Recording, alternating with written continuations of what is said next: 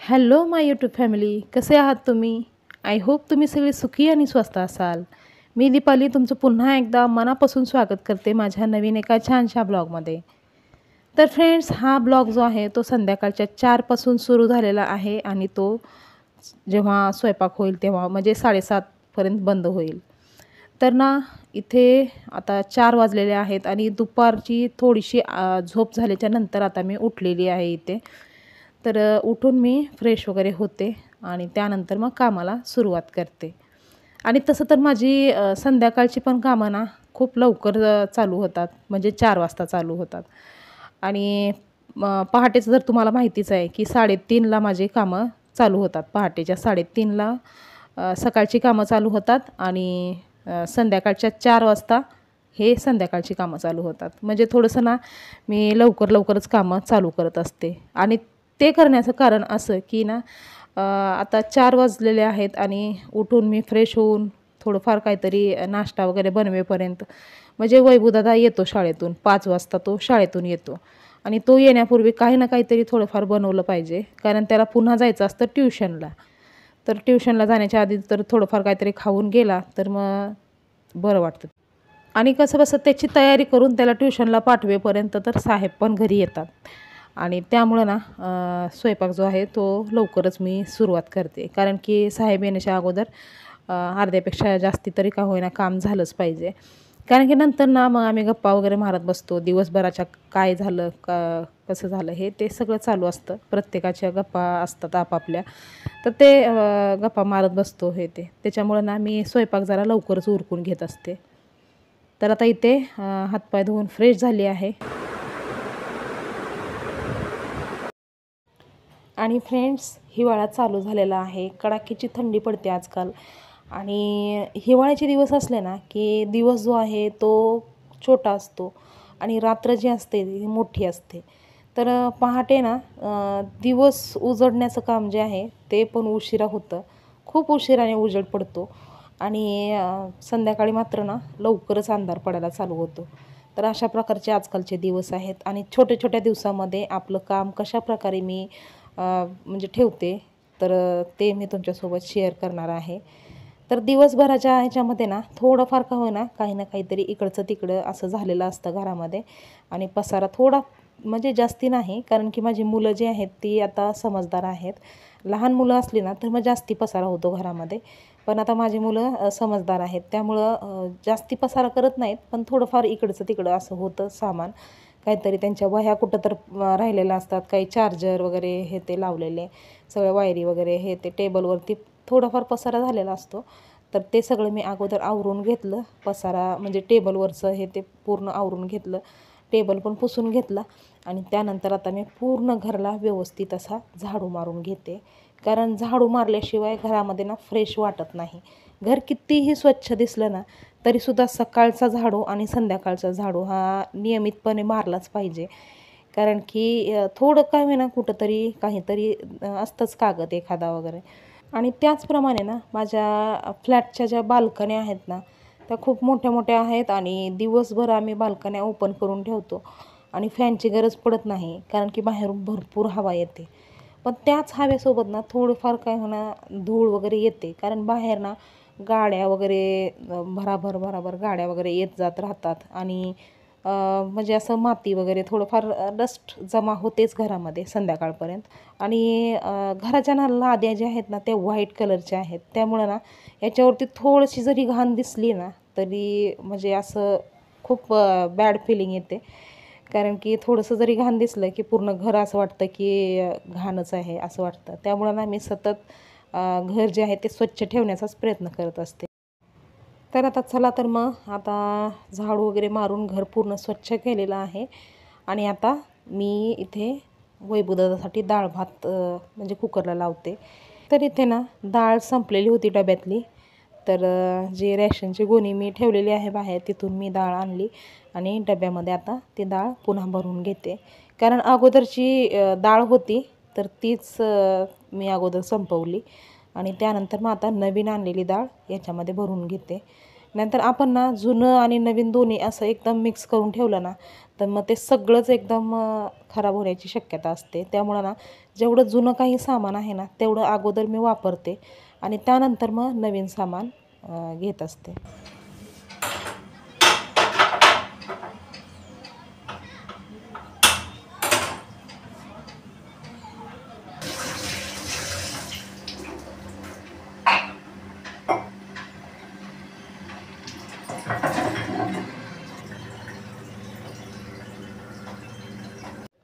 आणि ते कुकर लावून झाल्याच्या नंतर मी ना पाण्याच्या ज्या बाटल्या आहेत 2 ते 3 बाटल्या मी फ्रीझरमध्ये ठेवून देते आणि साहेब येईपर्यंत थोडंफार थंड होतं पाणी त्यामुळं. आणि थंड पाणी ना या दिवसामध्ये आम्ही तर तिघंजणं पण पित नाही. फक्त साहेबांनाच फक्त थंड पाणी लागतं थोडंफार. बाकी वैभवदादा, अनुताई, मी आम्ही तिघंजणं पण ना नॉर्मलच पाणी पितो. तर नॉर्मल पाण्याचं जे मग आहे तो मी बाहेर ठेवला टेबलवरती आणि 2 बाटल्या मी फ्रीजमध्ये ठेवल्या, म्हणजे फ्रीझरमध्ये ठेवल्या, कारण की लवकर थंड व्हाव्या त्यासाठी. तर आता इथे पटकन मी ना काळा चहा बनवून घेते, कारण की आता यापुढचा स्वयंपाक भरपूर कामं करायची आहेत. त्यामुळं ना थोडासा काळा चहा पिलं की जरा फ्रेश वाटेल. दुधाचा चहा प्यायचं मन नव्हतं, त्यामुळं इथे काळा चहा पीत होते.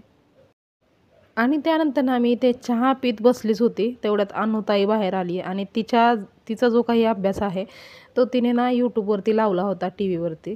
आणि मग आमचं ते चालू होतं क्वेश्चन आन्सर. म्हणजे मला बोलत होती की ती आता तिचा पूर्ण अभ्यास जो आहे ते इंग्लिशमध्ये असतो आणि माझी शाळा जी आहे ती मराठीमधून झालेली आहे. तर जास्ती एवढं काही जमत नाही इंग्लिश, थोडंफार जमतं पण जास्ती नाही जमत. पण ते जे प्रश्न होते ना ते पूर्ण इंग्लिशमध्ये होते. पण तिचं होतं की मम्मी ट्राय कर, तुला बघ समजतंय का बघ, थोडंफार कळतंय का, जे कळतं ते सांग मला आणि जे नाही कळत ते मला विचार, असं तिचं चालू होतं. आणि पिक्चर पण ना ती इंग्लिश पिक्चर लावत असते. कधीही ना तिला असं मूड झाला की इंग्लिश पिक्चर लावते आणि मला आणि वैभवदादाला विचारत असते नेहमी की काय बोललात ते, काय डायलॉग बोलला ते हिरोनी किंवा कोणी काय बोललं हे, म्हणजे तुम्हाला कळतंय का थोडंफार, असं तिचं चालू असतं ते. तर सतत म्हणजे तिच्या अभ्यासामध्ये आम्हाला घेत असते आणि त्याच्यामुळं ना आमचं पण थोडंसं म्हणजे एन्जॉयमेंट होतं त्याच्यामुळे. तर मला तर असं खूप आवडतं असं काहीतरी खेळ खेळायला आणि याच्यामुळे थोडंसं नॉलेज पण वाढतं. तर आता ती ना पूर्ण तिचं ना म्हणजे असं नर्सिंग कोर्स करायचा विचार आहे तिचा. तिला म्हणजे एअर होस्टेस व्हायचं होतं तिला, पण तिची ना हाईट थोडीशी कमी आहे. त्यामुळं तिला एअर होस्टेसचं म्हणजे नको म्हणून सांगितले मीच, कारण की जिथं आपलं होणार नाही तिथं काही फायदा आहे. म्हणजे विनाकारण फुकटचा वेळ घालवण्यापेक्षा काहीतरी दुसरा पर्याय निवडायचा असं मी तिला सांगितलं. तर एअर होस्टेसचं ना खरं म्हणजे चांगला जॉब होता. तिला तर खूप मनापासून तिची इच्छा होती एअर होस्टेस बनायची. पण ते मेन तर हाईटचा तर प्रॉब्लेम थोडासा झालाच. पण बाकीची तिने पूर्ण तयारी केली होती. म्हणजे इंग्लिश टॉकिंग वगैरे सगळं तिने तयारी केली होती परफेक्ट एकदम. पण हाईटमुळं सिलेक्शन नाही होणार असं शक्यता होती. आणि त्याचसोबत ना ते अहमदाबादमध्ये जे प्लेन क्रॅश झालं ना, तेव्हापासून मग ते मनामध्ये एकदम भीतीच बसली एकदम. त्यामुळं मग मीच तिला समजावून सांगितलं, की काहीतरी असा जॉब कर, काहीतरी असा कोर्स कर, की तुझ्या फॅमिलीमध्ये तुला राहता यावं असं.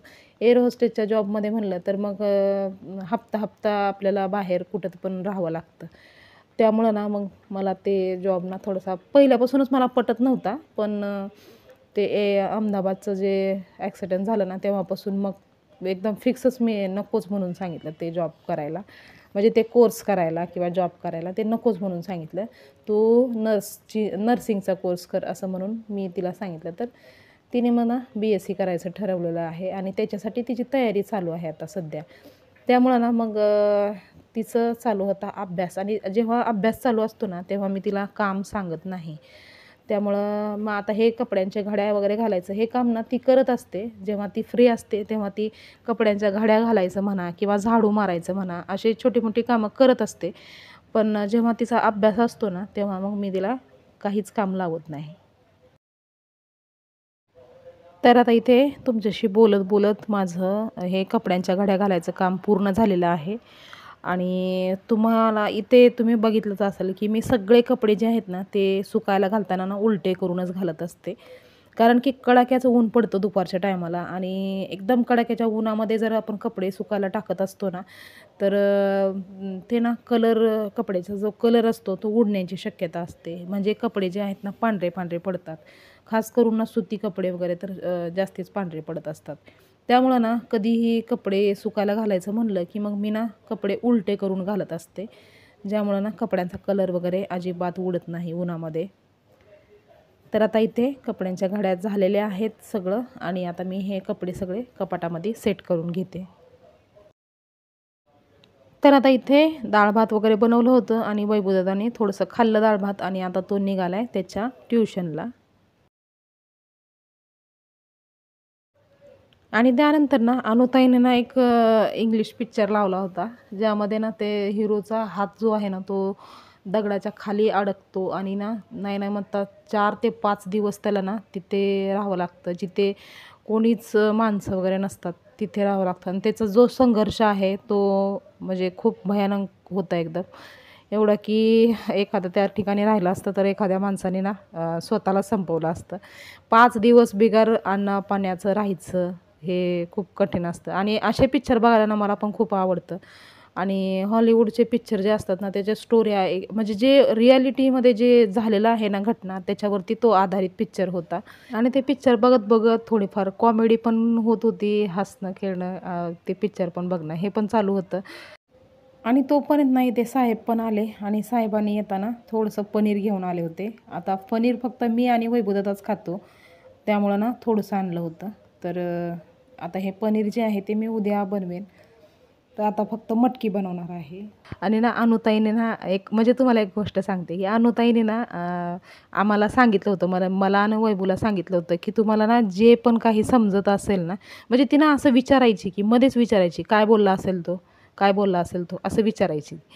तर तिने सांगितलं होतं आम्हाला, की तुम्हाला जे पण काय कळतं ते स्पष्टपणे सांगायचं. तर ना वैभवदादांनी काय कॉमेडी केली, की त्या पिक्चरमध्ये ना तो हिरो ना हसतो.